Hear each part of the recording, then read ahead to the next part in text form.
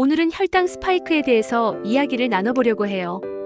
저도 병원에서 간호사로 일하던 시절을 돌이켜보면 정말 혈당 스파이크가 심했구나를 알게 되었어요. 제가 오늘 말씀드리는 혈당 스파이크는 식사 후에 혈당이 급격히 올라갔다가 또 급격히 떨어지는 걸 말해요. 식사 후 혈당이 어느 정도 오르는 건 자연스러운 일이에요. 그런데 정상 범위를 훌쩍 넘어 확 올라가고 다시 뚝 떨어지면 몸이 그대로 충격을 받게 돼요. 이게 오래 반복되면 결국 당뇨병의 전조 증상이 될 수 있어요. 그냥 가볍게 넘길 일이 아니에요. 제가 병원에 다닐 때 선배에게도 이야기를 꺼냈어요. 요즘 제가 혈당 측정기를 붙이고 수치를 살펴보는데 생각보다 혈당이 너무 심하게 올라가더라고요. 그랬더니 선배가 건강검진에서도 문제 없지 않았냐고 물어보셨어요. 사실 대부분 사람들이 다 그렇게 생각해요. 우리가 건강검진에서 보는 건 보통 당화혈색소라고 해서 몇 달 동안 평균 혈당이 어땠는지를 보여주는 거거든요.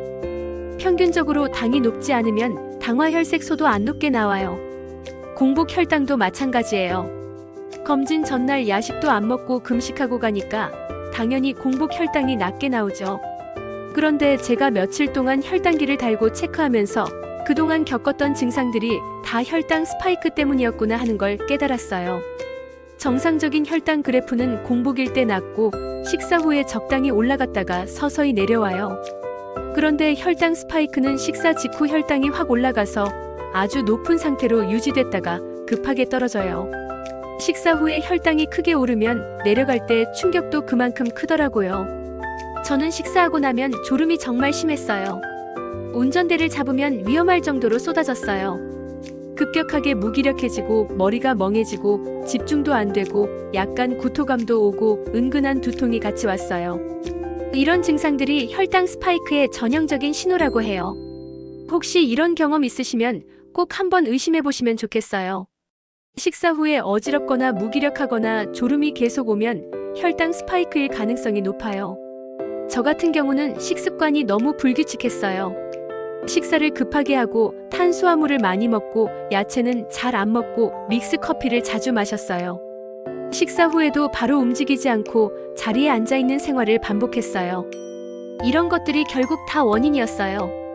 많은 분들이 당뇨가 더 무섭다고 생각하는데 사실 혈당 스파이크가 더 무서울 수 있어요. 당뇨는 진단이 나오면 경각심이라도 생기지만 혈당 스파이크는 검사에서 잘 보이지 않아서 그대로 방치되거든요. 그 상태로 계속 두면 췌장세포가 지쳐서 결국 당뇨로 이어져요. 실험에서도 혈당 스파이크를 자주 경험한 쥐들이 췌장 기능이 가장 빨리 나빠졌다고 해요. 인슐린 분비가 제대로 안 되면서 문제가 생기는 거죠. 혈당 스파이크가 일으키는 문제는 정말 많아요. 혈관 건강에 적신호를 켜고 인슐린 저항성을 일으켜 체중이 늘어나고 만성 염증과 여러 질환을 부르고 에너지가 불안정해지고 장기 손상과 노화도 가속화됩니다. 혈당이 갑자기 오르면 몸 안에서 활성산소가 폭발적으로 생겨요. 이게 혈관벽을 공격해서 상처를 만들고 혈소판이 달라붙어 염증이 생겨요. 이게 반복되면 혈관이 점점 두꺼워지고 언젠가는 그 딱지가 떨어져서 작은 혈관을 막아버려요. 그게 심근경색, 뇌경색 같은 큰 문제로 이어지는 거예요. 또 혈당이 급하게 오르면 인슐린이 과도하게 분비돼요. 인슐린은 포도당을 간이나 근육, 지방에 저장하는데 저장할 곳이 부족해지면 혈액에 당이 남아서 고혈당이 돼요. 이게 계속되면 인슐린 저항성이 생겨서 혈당이 더 잘 안 내려가고 체지방도 더 쉽게 쌓여요. 게다가 인슐린이 과다하게 나오면 저혈당이 와서 식욕이 폭발하게 돼요. 포만감 호르몬도 억제돼서 배부른지 모르게 계속 먹게 돼요. 혈당과 체지방은 따로 뗄 수 없어요. 혈당이 오르면 지방이 쌓이고 내장 지방이 늘어나면 또 혈당이 오르는 악순환이 반복돼요. 그래서 혈당을 관리하려면 체지방 관리도 꼭 함께 해야 해요. 최근에 혈당 관리에 관심 가지는 분들이 정말 많아졌어요. 저도 그래서 식습관을 바꾸고 혈당 관리에 도움되는 방법을 많이 찾아봤어요. 그 중에 눈에 띄었던 게 혈당 엣지라는 제품이었어요. 이 제품은 식후 혈당 상승을 억제하면서 체지방 관리에도 도움을 준다고 하더라고요. 주원료인 바나나 잎 추출물이 식후 혈당 상승을 막아주고 녹차 카테킨 성분이 체지방과 콜레스테롤까지 관리해줘요. 구원료로 식이섬유도 들어있어서 혈당 상승을 더 부드럽게 잡아줘요. 저도 직접 먹어봤는데 식사 후 혈당이 확 오르지 않고 안정적으로 유지되는 게 눈에 보였어요.